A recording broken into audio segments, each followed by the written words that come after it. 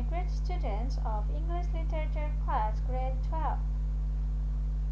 Today we will talk about adjective clause. As you have studied and read the material before about adjective clause, I'm sure that you have understood the material well. In this video, I want to explain in Bahasa Indonesia to make you more understand the material. So check this out. Adjective clause atau klausa kata sifat. Nah, jadi di sini ada dua kata kunci, yaitu adjective and clause, kata sifat dan klausa. Jadi adjective clause adalah sebuah klausa yang mengandung kata sifat. It's great. Kalian pasti sudah familiar dengan kata adjectives atau kata sifat. Mereka, adjectives ini menjelaskan kata benda atau pronoun yang menyediakan deskripsi atau sebuah informasi. Ya, jadi yang mendeskripsikan atau yang memberikan informasi tentang kata benda atau pronoun. Oke. Klausa merupakan bagian dari sebuah kalimat. An adjective clause biasa juga disebut dengan relative clause. Oke. Di sini fungsinya adalah untuk memberitahu kita tentang orang atau benda yang dimaksudkan oleh pembicara. Jadi pembicara itu akan menjelaskan orang yang mana atau benda yang mana, orang yang seperti apa atau benda yang seperti apa. Oke. Next. Di sini ada beberapa bentuk. Yang pertama kita pelajari adalah kita akan mempelajari adjective clause dengan relative pronoun untuk menjelaskan orang. Nah, ini ya. Jadi ada tiga, who, whom, and whose. Who, whom, and whose. Who di sini diikuti oleh kata kerja. Kita lihat contohnya. The man who works in London is a hardworking man. Setelah relative pronoun who diikuti oleh kata kerja works. Nah, setelah who dia diikuti kata kerja ya, works. Laki-laki yang bekerja di London adalah seorang pekerja keras. Nah, seorang lelaki pekerja keras ya. Laki-laki yang bekerja di London adalah seorang laki-laki yang bekerja keras. Seorang laki-laki bekerja keras. Oke, nih. Who works in London? The man who works in London. The man who works in London.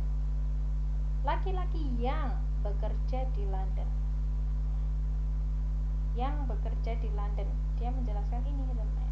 Oke. Langsung ke relative pronoun berikutnya, whom diikuti oleh object. He is the girl whom I met at the library yesterday. He is the girl whom I met at the library yesterday. Setelah relative pronoun whom diikuti oleh objek I. Objek I. Oh, I think it's a mistake here. Ada kesalahan. Ini seharusnya bukan he, tapi she. She is the girl whom I met at the library yesterday. Jadi ini ada mistyping ya. Ini seharusnya she. She is the girl whom I met at the library yesterday. Dia adalah perempuan yang aku temui di perpustakaan kemarin. Whom I met. Kenapa ini disebut objek? Nah, karena subjeknya adalah the girl.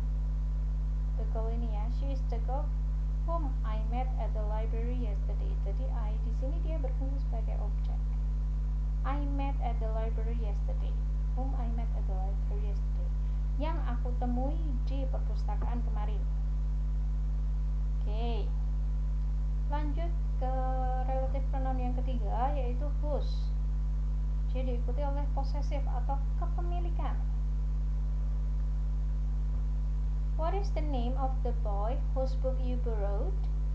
What is the name of the boy whose book you borrowed? Setelah relative pronoun whose diikuti oleh kepemilikan book. Relative pronoun tersebut menjelaskan bahwa buku yang dimaksud adalah milik seseorang. Whose book? Yang bukunya. Nah, ini jadi buku ini milik seseorang. Kepemilikan jadi ya. Oke, next. Kita ganti ke animal or thing.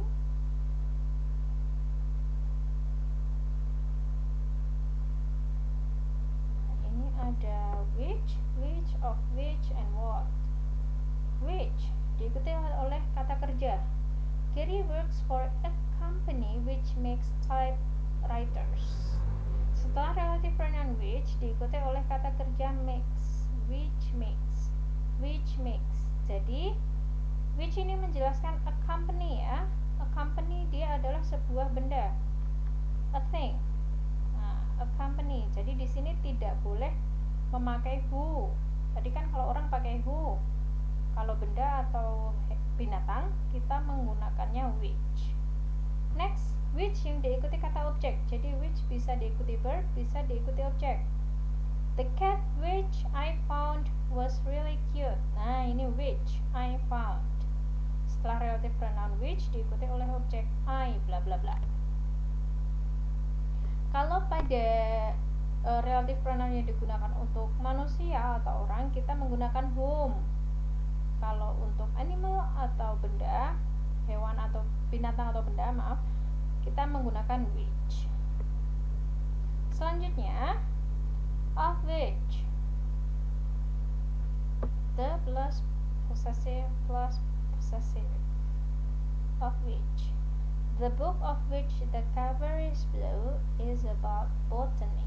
Setelah relative pronoun of which diikuti oleh kepemilikan, the cover. Jadi covernya siapa? Covernya buku. The book of which the cover is blue. Nah, kalau di untuk manusia atau orang kita menggunakan whose. Untuk binatang atau benda kita menggunakan of which untuk menjelaskan kepemilikan atau posesif. Buku yang covernya berwarna biru. Lanjut, selanjutnya ada kata what. Diikuti verb I don't understand what he said. Setelah relative pronoun what diikuti oleh klausa penjelas. Ya. Penjelas ini kenapa di sini saya tulis verb? Karena penjelasnya ini what he said, dia menjelaskan understand. I don't understand what he said. Nah, menjelaskan ini. Saya tidak memahami apa yang dia katakan. Nah, oke, ingat-ingat klausa terdiri dari subject dan verb minimal. Okay, I think it's enough. If you have any question, just drop a comment or reach me through WhatsApp. Thank you.